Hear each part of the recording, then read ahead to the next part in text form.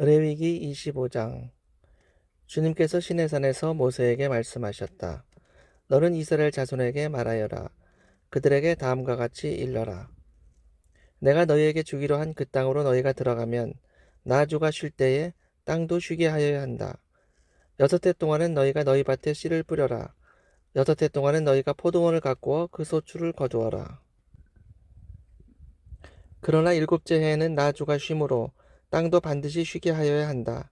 그 해에는 밭에 씨를 뿌려도 안 되며 포도원을 가꾸어도 안 된다. 거둘 때에 떨어져 저절로 자란 것들은 거두지 말아야 하며 너희가 가꾸지 않은 포도나무에서 저절로 열린 포도도 따서는 안 된다. 이것이 땅의 안식년이다. 땅을 이렇게 쉬게 해야만 땅도 너희에게 먹거리를 내어줄 것이다. 너뿐만 아니라 남종과 여종과 품꾼과 너와 함께 사는 나그네에게도 먹거리를 줄 것이다. 또한 너의 가축도 너희 땅에서 사는 짐승까지도 땅에서 나는 모든 것을 먹이로 얻게 될 것이다. 안식년을 7번 세어라. 7년이 7번이면 안식년이 7번 지나 49년이 끝난다. 7째 달 여름날은 속주일이니 너희는 뿔나팔을 크게 불어라. 나팔을 불어 너희가 사는 온 땅에 울려 퍼지게 하여라. 너희는 50년이 시작되는 이 해를 거룩한 해로 정하고 전국의 모든 거민에게 자유를 선포하여라. 이 해는 너희가 희년으로 누릴 해이다. 이 해는 너희가 유산, 곧 분배받은 땅으로 돌아가는 해이며 저마다 가족에게로 돌아가는 해이다. 50년이 시작되는 해는 너희가 희년으로 지켜야 하는 해이다. 희년에는 씨를 뿌리지 말고 저절로 자란 것을 거두어서도 안 되며 너희가 가꾸지 않은 포도나무에서 저절로 열린 포도도 따서는 안 된다. 그 해는 희년이다. 너희는 그 한 해를 거룩하게 보내야 한다. 너희는 밭에서 난 것을 먹게 될 것이다. 이렇게 희년이 되면 너희는 저마다 유산, 곧 분배받은 땅으로 돌아가야 한다. 너희가 저마다 제 이웃에게 무엇을 팔거나 또는 이웃에게서 무엇을 살 때에는 부당하게 이득을 남겨서는 안 된다. 내가 내 이웃에게서 밭을 사들일 때에는 희년에서 몇 해가 지났는지를 계산하여야 한다. 파는 사람은 앞으로 그 밭에서 몇 번이나 더 소출을 거둘 수 있는지 그 횟수를 따져서 너에게 값을 매길 것이다. 소출을 거둘 횟수가 많으면 너는 값을 더 치러야 한다. 희년까지 남은 횟수가 얼마 되지 않으면 너는 값을 깎을 수 있다. 그가 너에게 실제로 파는 것은 거기에서 거둘 수 있는 수확의 횟수이기 때문이다. 너희는 서로 이웃에게서 부당하게 이익을 남기려고 해서는 안 된다. 너희는 하나님 두려운 줄을 알아야 한다. 나는 주 너희의 하나님이다. 그러므로 너희는 내가 세운 규례를 따라서 살고 내가 명한 법도를 지켜서 그대로 하여야 한다. 그래야만 그 땅에서 너희가 안전하게 살 수 있을 것이다. 땅은 소출을 낼 것이고 그것으로 너희가 넉넉히 먹을 수 있을 것이며 거기에서 안전하게 살 수 있을 것이다.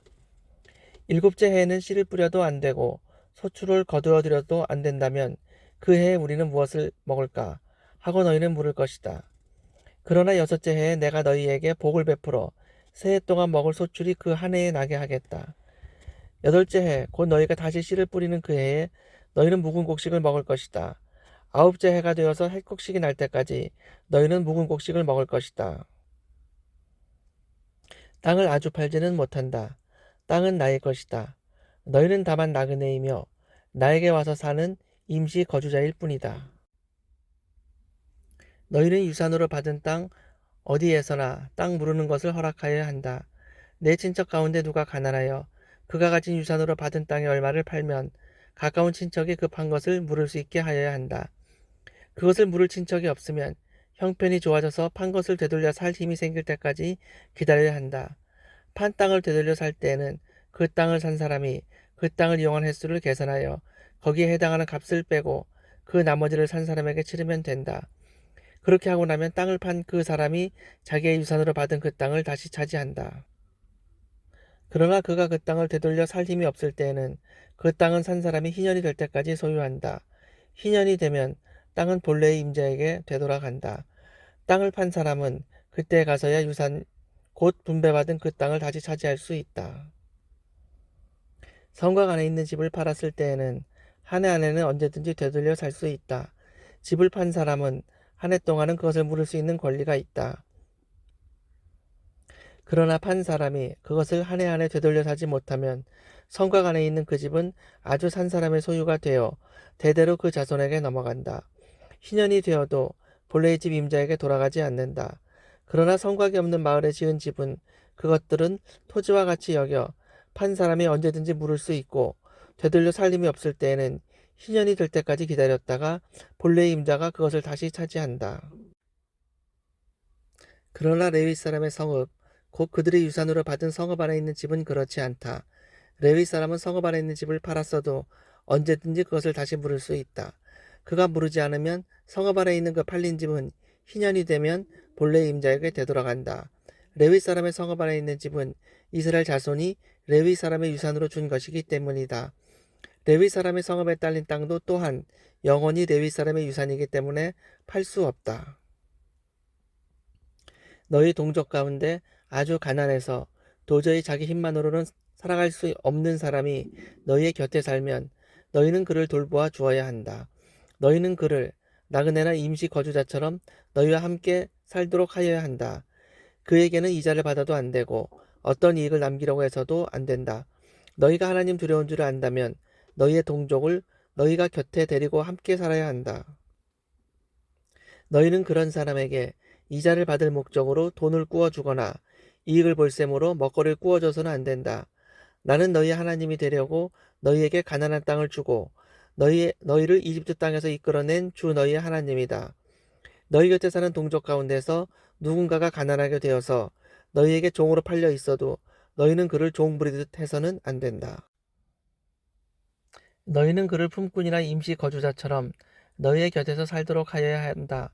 너희는 희년이 될 때까지만 그에게 일을 시키다가 희년이 되면 그가 자식들과 함께 너희를 떠나 자기 가족이 있는 조상에게서 받은 유산의 땅으로 돌아가도록 하여야 한다. 그들은 내가 이집트 땅에서 이끌어낸 나의 품꾼이므로 너희가 그들을 종으로 팔 수 없다. 너희는 그를 고되게 부려서도 안 된다. 모름지기 너희는 하나님 두려운 줄을 알아야 한다. 너희가 남종이나 여종을 두려면 너희의 주변에 있는 여러 나라에서 남종이나 여종을 사들일 수 있다. 너희는 또 너희와 함께 사는 외국인 거주자의 자손 가운데서 너희의 땅에서 태어나서 너희와 함께 사는 그들의 가족 가운데서 종을 사서 너희의 소유로 삼을 수 있다. 너희는 또 그 종들을 너희의 자손에게 영원한 유산으로 물려줄 수도 있다. 바로 이들은 너희가 종으로 부려도 된다. 그러나 너희의 동포 이스라엘 자손들끼리는 서로 고되게 부려서는 안 된다. 너희와 함께 사는 나그네 신세된 외국 사람이나 임시 거주자 가운데는 부자로 사는 사람이 있는데 마침 그 이웃에 너희의 동족이 살고 있다가 가난하게 되어서 그 외국 사람에게나 너희와 같이 사는 임시 거주자에게나 그 가족 가운데 누구에게 종으로 팔렸다고 하자. 종으로 팔려간 다음이라 하더라도 그는 종으로 팔릴 때 받은 값을 되돌려주고 풀려날 권리가 있다. 그의 친척 가운데 누군가가 값을 대신 치르고 그를 데려올 수 있으며 삼촌이나 사촌이 그를 데리고 나올 수도 있고 그의 가문에 속한 살부치가 그를 데리고 나올 수도 있다. 그 사람이 넉넉하게 된 뒤에 스스로 그 값을 치르고 나올 수도 있다. 그 경우에 그는 종으로 팔렸던 그 해로부터 희년이 될 때까지의 횟수를 자기가 산 사람과 함께 계산하여 그 횟수에 따라 돌려줄 값을 정하여야 한다. 그 가운데서 그가 주인을 섬기며 일한 기간은 그가 이미 주인에게 일을 하여 준 기간이므로 값의 일부를 치른 것으로 계산하여야 한다. 아직 희년까지 남은 횟수가 많으면 남은 횟수만큼 많이 내고 나와야 한다. 그는 종으로 팔릴 때에 받은 몸값에서 그 집에서 일한 횟수의 품값을 떼는 나머지를 무르는 값으로 치르면 된다. 희년까지 남은 횟수가 얼마 되지 않으면 그 횟수를 따져서 그만큼 적게 치르면 된다. 이때에도 그는 일한 횟수와 남은 횟수를 자기를 종으로 산 주인과 함께 계산하여 무르는 값을 정하여야 한다. 주인은 그를 해마다 고용하는 것으로 하고 그를 품꾼으로 대접하여야 한다. 어떤 주인이라도 그 종을 심하게 부려서는 안 된다. 위에서 말한 여러 방법 가운데 어느 하나라도 풀려날 길이 없다 하더라도 희년이 되면 그는 풀려날 수 있다. 자기만이 아니라 자식들도 그와 함께 풀려난다. 이스라엘 자손은 나에게 속한 나의 품꾼이기 때문이다. 그들은 내가 이집트 땅에서 이끌어낸 나의 품꾼이다. 내가 주 너희의 하나님이다.